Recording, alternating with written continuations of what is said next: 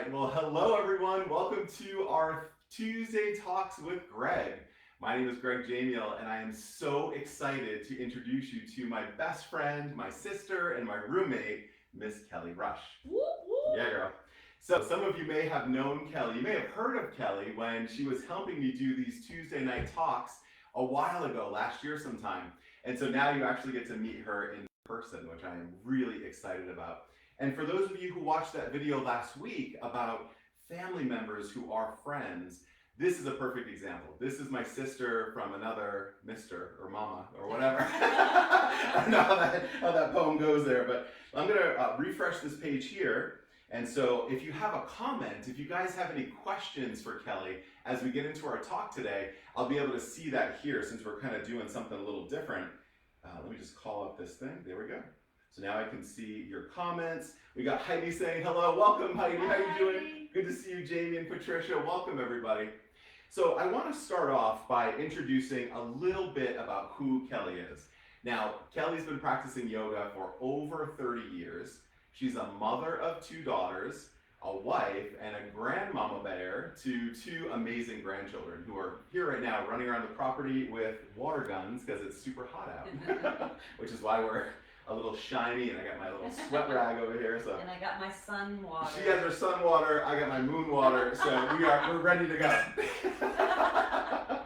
All right, well, we wanted to get into something serious here. So a lot of the things that we talk about in our group are ways that people can heal through the experiences of their life.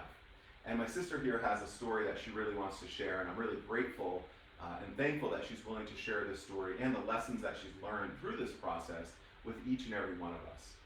So Kelley had breast cancer about 9-10 years ago? In 2010, I was diagnosed. And what was the actual diagnosis that you had? I had breast cancer in both breasts, and it was stage 2, and it was ER positive, which is estrogen receptor positive. So it was a hormone-based cancer. Okay. And then ductal cancer. That process of finding out about that, I know a lot of people are surprised when they find out that they have cancer, or maybe they stumble upon it in a routine checkup. What was your experience with that? I had very dense breast tissue all of my life, and I had already been to the doctor many, many times for lumps and bumps that I had felt through the years, and was assured over those checkups that it was calcium deposits. And when we were out visiting my daughter and my son-in-law in Germany, my husband had really noted when I was laying down that one of the sites that I kept on tracking was getting bigger, so much that he could see it through my skin. So when I got back from Germany, I went in for a checkup with my doctor, and within the next day, they had me go in and have a biopsy. And then that process, so they went in and had the biopsy, and they took a chunk of that mass out? No, they did a needle biopsy, so they did an ultrasound, found the site in question, and it never showed up on a mammogram either. So I had a mammogram, and because of the denseness of my breast tissue, it never showed up on the mammogram. But you could clearly see it, I could clearly feel it. And so they did a needle biopsy, and then I had to wait I think it was about a week before the results came back, and it came back positive. And so it came back positive for cancer at that time? Yes. And then the next step was to get that one chunk removed or the one breast removed? No, they were going to do a lumpectomy. Okay. And because of my age, I was 42 years old, they thought, this is not very common for somebody of my age and of my health and such to be diagnosed that early and that young. So they were pretty confident that they could do a lumpectomy. So I went in and had a lumpectomy. This happened in November, and in mid-December, just before Christmas, I had a lumpectomy. And the results came back? They came back that they did not get clear margins, and so they gave me the option at that time to go in because they had taken so much of the breast tissue that they would have to take out my entire breast to weigh whether or not I wanted to have both breasts done because I had a lot of lumps on the other side as well. And so a lot of deep dive on what to do.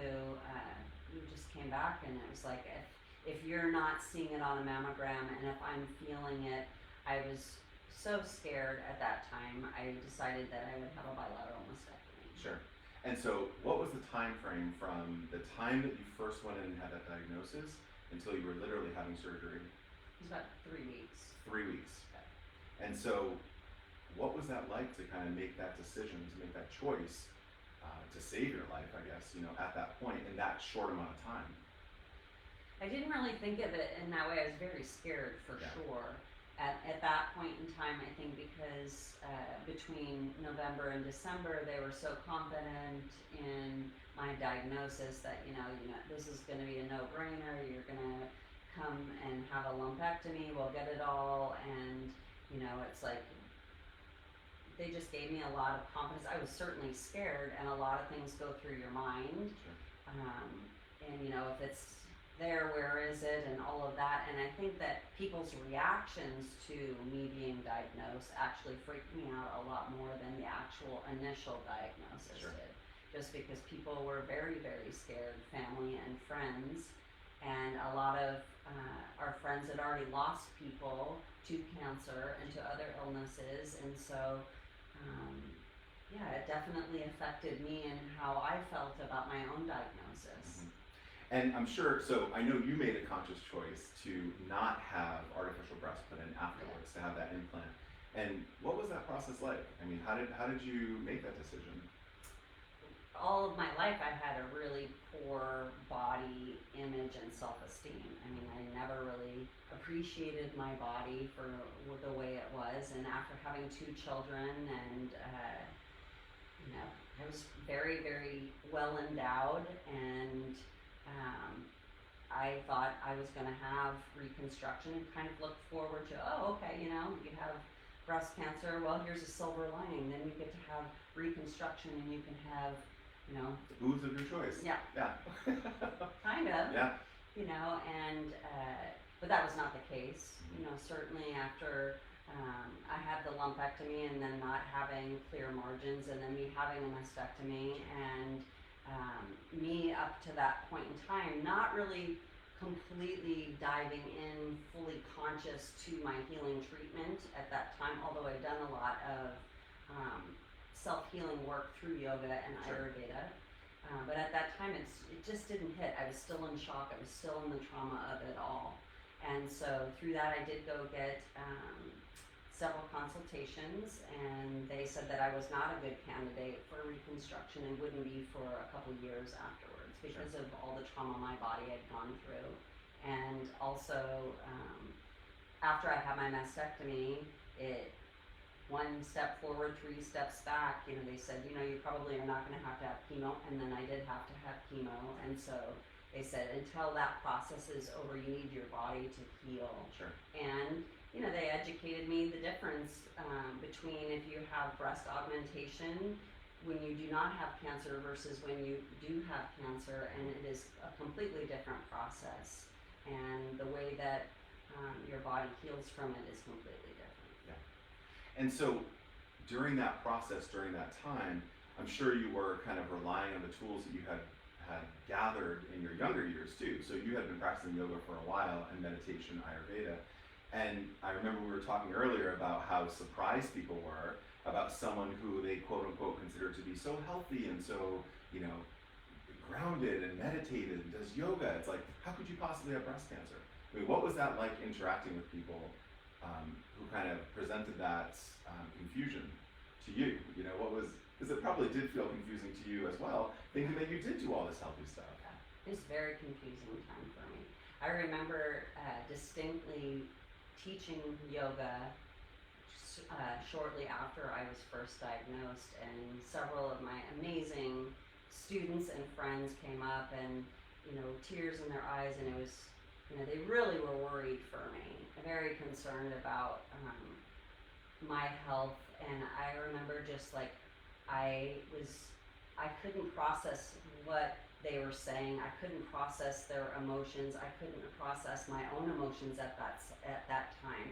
And so I had to make a conscious decision that during my surgery and during my treatment to actually not be around people. So I pretty much secluded myself in my house and had a team of people that I really trusted that could stop me from trying to help others' emotions through it as I went through it, because it was just I'm a natural pleaser. I want to help people, you know, and it's like I really wanted to make it better for people, and so along the way, it's like I had to really look at myself and go, no, if I'm going to heal through this and live a very long life, I need to consciously go inward and start doing deeper dives of work within myself so I can come out of this feeling more whole and move forward with my life.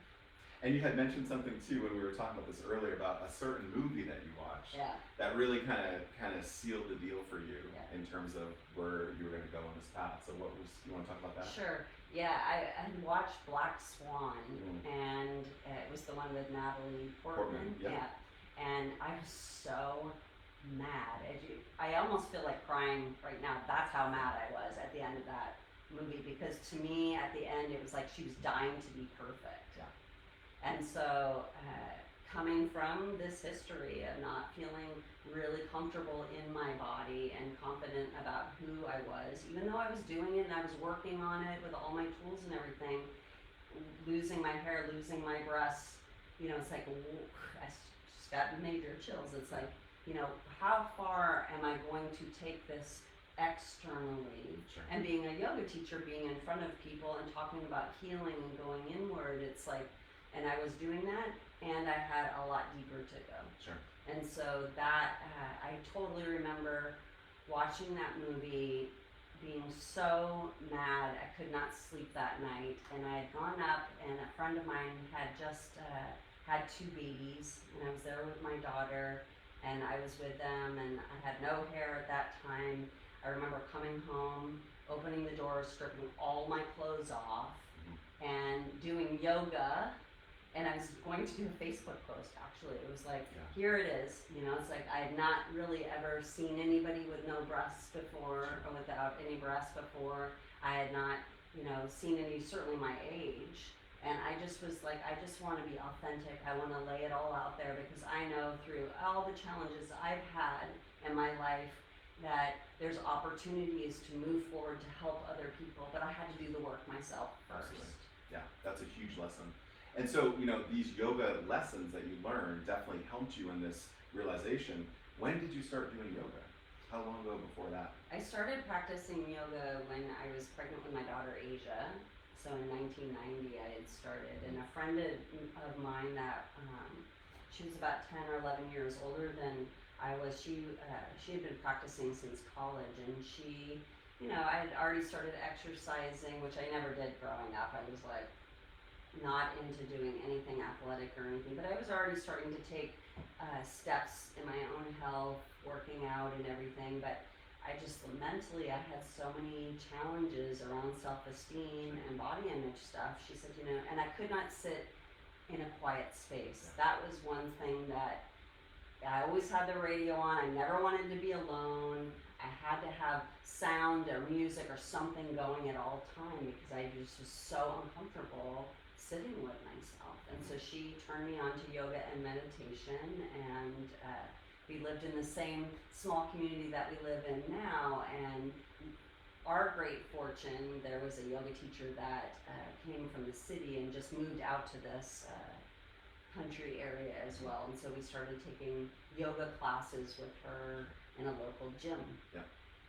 And so, you know, you were talking about having a hard time being quiet, and I know that's a lot of things that people will email about, you know, how do I quiet my mind? How do I focus on meditating? Because as soon as we close our eyes and get quiet, we start to race everything through our mind. Like, I need to go get a new car, I need to do my laundry, I need to do this and that.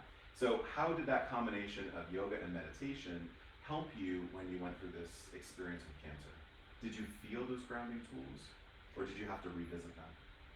it's a constant work in progress even today. I mean, I kind of laugh because it's like, and you know this from Yeah. living with me, it's like my mind is always all over the place. I mean, I'm very like, my mind works that way. And so it's a work in progress. It's a daily practice. And I have to practice self-care and meditation and things that slow me down to help me focus, whether I'm feeling the best that I am feeling or whether I'm in a really big low. But what helps me to stay out of those lower bogs is my practice. Yeah.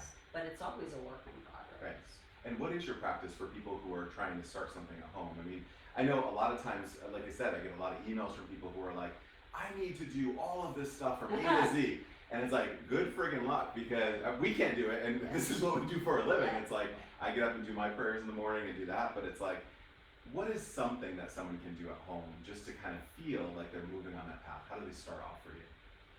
Well, I definitely have to say that has been my experience as well, is that I always get super excited and think, I'm going to do this and then that, and like, I want to have yoga and meditation every day. I want to go on a bike ride every day. Yeah, exactly. We were talking about that yesterday. Bike ride every day. And I have to walk 20 minutes. That's like, that is my personality. And the reality is that I have designed a self-care practice for myself that is very flexible, and it's very fluid, and it depends on what's going on. When my grandkids come over for a hot tub, I'm not going to sit in meditation. I'm going to go enjoy my time with my my grandkids. It's like when my husband is going to go to work in the morning, it's like I'm going to take time and have breakfast with him, because that is the yoga of life for me. Right. That's what works for me, and yet I choose to get up. I love getting up early in the morning, but it's like I choose to get up in the morning and start with, some kind of spiritual reading. I really enjoy the Yoga Sutras. And I have these Rumi cards that I pretty much do 5-6 days a week, because they just have helped me so much to get my mind to focus on something that is positive, that will help me just start my day feeling good. So I usually start with the spiritual reading, and then just sitting quietly. And usually what my sitting quietly is a coffee meditation. I have coffee, and I look out the window at the birds going by. I try to get out in nature every day. And I keep it, if I start my day off with that, usually the rest unfolds and it feels pretty darn good. Sure. And so I just want to let everyone know, I'm looking down here at my little iPad, because if you guys have questions for Kelley, write them in. I am able to see them. I'm just going to keep refreshing this page, so you may see me pop down a little bit. But I'm sure some of you may have some questions for Kel. So if you have them, write them in, and I'll look them over here and try to get and ask that question for you. So to continue on with our conversation, we had talked about yoga, and Kel and I met at a certain style of yoga that was very intense and very focused on handstands and arm balances and these really exotic strength-building poses. And at that time, I really loved it too, and I think we both kind of fell into that fun area. Obviously, we've changed interest after that, and as we evolve as people, our interests change, and the styles of yoga that we like to do will change and evolve. And so, can you share a little bit about that journey of working in that kind of strong, intense style, and then where you've kind of evolved to now at this point? Sure.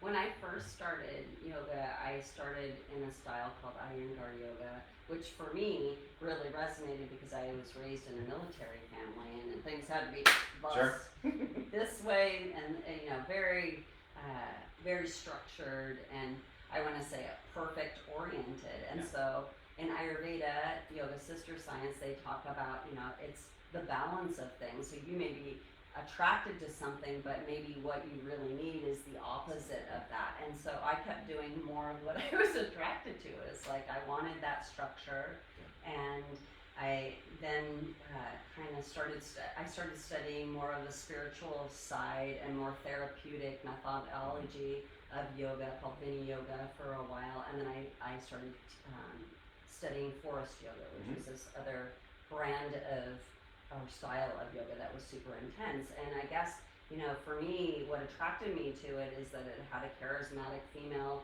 leader that I saw, and I thought her story was so compelling that if she knew a way out, then maybe she could help me. And so, that's not where it evolved to, but after, 16, 17 years of that practice and also studying Ayurveda, what I realized is like, I am giving myself the same, and it's not bringing me into balance. It's actually contributing to my dis-ease. Yeah. And so when Greg and I met, and after going through treatment, I kind of set many goals for myself, like I do. It's like I was going to do the breast cancer walk, Yes, which I you did yeah. the year that I came out of treatment for the 5th time, Yeah. but I did it for myself this time. And then I started this handstand challenge, 365 days of handstands. Yeah. And it helped. I mean, we were able to do handstands after that year. And to go back, Yeah. but after I had my mastectomy, and I think this is such an important piece of at least my story, and so many different people I see going through the journey, it's like, I could not move. Yeah. I literally went from being extremely strong and feeling really healthy to I could not lift my arms up. Sure. And, that was not something that they ever told me would happen to me. I couldn't be on hands and knees for months. I could not sit up straight for months. It's like, and it pulled and weighed me down. And I think there's many different things, the emotions, the spiritual side of that all kind of fit into that time. And so, that was something that I was like, okay, what can I do? And so I started with doing some of these tools through this style and, some breath work that kind of helped me focus on like, I cannot live in the cannots. Right. I can't do this anymore. I can't, I needed to start moving forward. So my mantra definitely became, what can I do? And one of the big things in yoga at that time, because there was such a heavy emphasis, at least in the style that we were studying, on physicality of yoga, which is a drop in the bucket of what yoga really the is. that they have, But that was definitely like, okay, what can I do? And I want to face my fear. And one of my biggest fears had always been doing handstands or arm balances. And so I set for myself this goal, 365 days of facing my fear. And it took shape in the way of handstands. Yeah. And it's funny that you mentioned that now, when we're talking, it's like how this thing of rigidity, and you said you came from a military family in Iyengar, and then this rigidity of this handstand commitment every single day, which caused you pain at certain times, and you still kind of like push through it, which I'm not saying that I'm not encouraging people to push through pain at all. It's like, that's when we need to know to back away and step back a little bit. But then now how you've evolved into this mindset of, what can you do? What can you, maybe you want to do a handstand, but today you can just lift your arms over your head, and that's all you can do. And so, do you want to speak on that a little bit? Yeah, well, I was also seeing an Ayurvedic practitioner previous to diagnosis, all through diagnosis and after, and they kept on just shaking their head at me going, this with is the not, handstands, with handstand, all that. It's like, I know you can do it, but this is, Ayurveda teaches, yoga teaches you, it's like the opposites bring you into balance, and you're doing more of the same. And so to please, take a look at this. Well, and also too, living from your heart, not your head. So your head is saying, I committed to a year of handstand, but your heart is like, that doesn't feel right now. And so making that shift. And totally making that shift. And after, after that challenge, the handstand challenge, I learned a lot about myself in that year. And I also learned a lot about others. And I also learned about a lot of what I was modeling for people that I was not comfortable modeling. And it was like, wow, okay, and in yoga and Ayurveda, they talk about, the sunrise and sunset times of life. And it's like, it's not healthy for us to push like we do when we're in our 20s, when you're your 40s and 50s, and it's like, and to do this check-in, it's not to say that you can't do strong things and you want to live an active life, absolutely, but it boils down to quality of life. What's going to give you the best quality of life and help you be here hopefully for many years, or whatever time you have here, to help to kind of be in heart sync with what your purpose is. And you had mentioned too about that sunrise and sunset of life, those phases that we move through. So for those of you that don't know, Kel's had a yoga studio here on our property for what, 20 years? Yeah, it's been a long time. And with the pandemic, obviously that's closed, and now we're doing everything online. But when you made that move, right, when you actually realized that you were kind of shifting into this other sunset phase, not sunset, but just maybe the 4 p.m. of the day. You're around the 4 or 5 p.m. It's not dark yet, but it's getting there. Yeah. So like, how did your practice shift from moving from that heavy, intense 4 shoulder practice to something more self-caring and self-loving? And how did that change? It changed because I've been working at a senior center, and I was really craving wisdom keepers and people that have lived a longer time than I have, and I wanted to teach people, and be in a community of people that kind of got it. Yeah. It's like, they're not sweating the small stuff when, they're older and they've lived longer lives. Sure. And so I started teaching at a senior center, and they were encouraging me to, teach more classes. And so I started pre-pandemic, 2 years prior to that, an online yoga studio. Yeah. And so just happened to fit so beautifully when the pandemic hit, because I'd already been teaching online, and so it opened up. And you were targeting too, specifically older people who weren't able to like leave their house and come, to a senior center or something like that. So that really kind of made that fit there. And multi-abled people, because I've definitely worked with people that that have been in a wheelchair, that have no use of their arms or cannot walk, and it's like, that's always been a part of my passion. It's like, I love really working with people on what can they do. Sure. And so with that being said, Kelley really focuses a lot of her teaching on this gentler yoga, chair yoga, especially yoga for beginners. And again, I get so many emails from people saying, I really want to start this thing called yoga, I just don't know where or how to do that.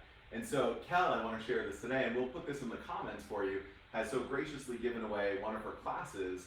We'll post a link to it so that you can experience it. Is it a half-hour class or an hour class? It's an hour class. It's a chair yoga, gentle chair yoga class. And so is it good for total beginners? Yep. Yeah? Definitely. Awesome. Yep, there's always something you can do within it, and that's the one thing that I get so inspired by, is the students that show up for live classes online.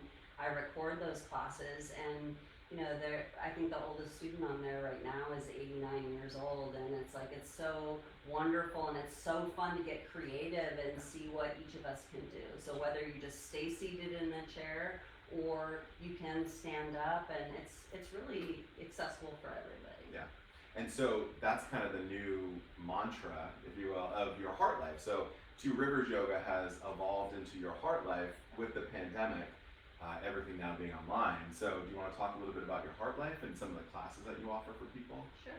Your Heart Life is a collective of amazing yoga teachers that are my friends, Greg being one of them, my brother, and people that I have respected that have been in the community for a long time and are super just welcoming and warm and love to teach who shows up, accessible styles of yoga, such as gentle yoga, chair yoga, yin yoga, meditation, and it really is, makes it accessible for the beginner or people that have been practicing for a very long time, because hopefully we come back to that thing every day of like, we're all beginners. Yeah, totally. Yeah. Well, and you had mentioned too about the difference of a live class versus just something you're seeing, and so one of the nice things that Kelley offers is 15 minutes before class, you're on Zoom anyway, you do this check-in, and so you can actually ask specifically for things that you need in your body for that day. So that's kind of a nice thing.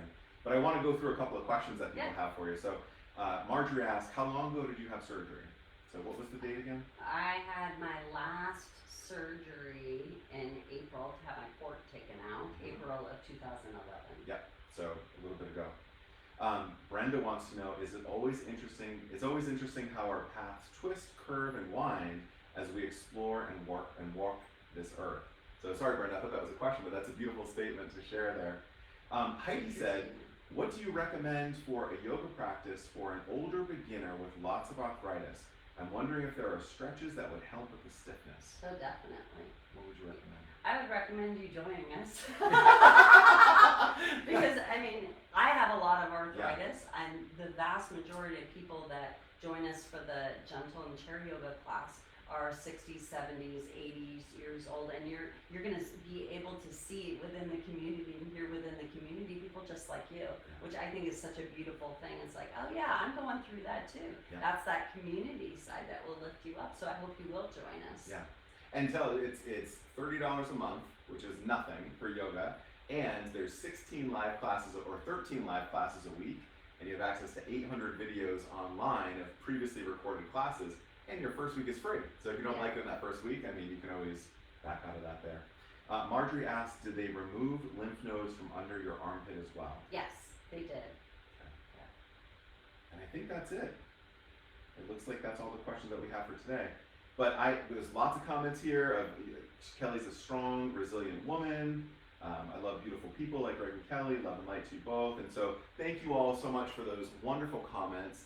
And as usual, it's so great to see you guys. And Kelley, thank you so much for doing this and sharing your story, because again, I know a lot of our people here are either in the process of some type of illness that they've worked with or have lost a loved one. It's not just cancer that we're talking about today. It's like any type of life struggle that we have. It's like you can come back to your grounding, you can come back to your breath, come back to your foundation. And maybe do you want to offer some last words on, how do you personally connect with your resiliency through these struggles that we experience in life? I think connecting with people like yourself and just really staying tuned into what's happening within those self-care practices. It's like working on myself first. They say that it's like you put your mask on first before you go out. It's like it's very true. Whether you're going through a grief process, or whether you're going through an illness, it's like to really take care of yourself. And what does that mean? It's like for some of you it may be walking out in nature, some of you it may be running or biking or reading a book or or having conversations with your loved ones and your family, and it's like to me, I see that as yoga and everything. So finding what that is for you is so powerful in helping us to become more resilient no matter where we are and what we go through. And I also think too, looking at that, we also talk about medicine, right? In every situation, it's like things can be a poison for us or they can be a medicine. In every situation, you can take the poison or you can take the medicine. And so I always try, sometimes it's a little overly optimistic, but I try to connect with that medicine in each thing, and I know you do as well too. Definitely. But thank you again for thank being you. here, and thank you guys for joining us. Such a pleasure to get to see you. Next week, I'm going to be interviewing my friend from Berlin, Germany, Jamiel, about drum making. So I showed you one of his drums that he made for me a while ago. And so next week, we're actually going to be changing the time a little bit because he's 9 hours ahead. So I think we'll be filming at like 1 p.m. Pacific Coast time. And so if you don't catch it live, you can catch it the replay of that anyway. So thank you guys again, and we'll see you next week. Thank you. Ooh.